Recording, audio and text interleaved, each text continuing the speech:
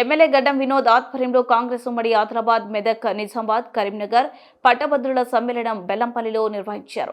ముఖ్య అతిథులుగా రాష్ట్ర ఐటీ శాఖ మంత్రి శ్రీధర్ బాబు, ఎమ్మెల్సీ అభ్యర్థి నరేందర్ రెడ్డి, ఎమ్మెల్యే మఖ్యం సింగ్ పాల్గొన్నారు. రానున్న ఎమ్మెల్సీ ఎన్నికలపై దిశానిర్దేశం చేశారు.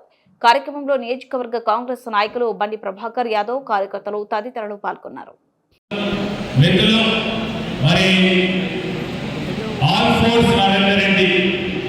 అంటే మన తెలంగాణ రాష్ట్రంలోనే ఒక పేరుగాంచిన విద్యా సంస్థ. ఈ సంస్థను స్థాపించి మా శాసన మండలికి సంబంధించిన అభ్యర్థి చాలా కష్టపడి ట్యూషన్లను ఏర్పాటు చేసుకొని మరి నైపుణ్యాన్ని పెంచే కార్యక్రమాల్లో నాణ్యతలో కూడుకున్న విద్యను అందించాలని ఒక తపనతో దృష్టితో ఈరోజు ఆంధ్రప్రదేశ్లో ఆనాడు రెండు కళాశాలలు ఉంటుండే, ఒకటి నారాయణ, ఒకటి చైతన్య. దాని ధీటుగా మన ప్రాంతవాసి, మన తెలంగాణ వాసి ఈరోజు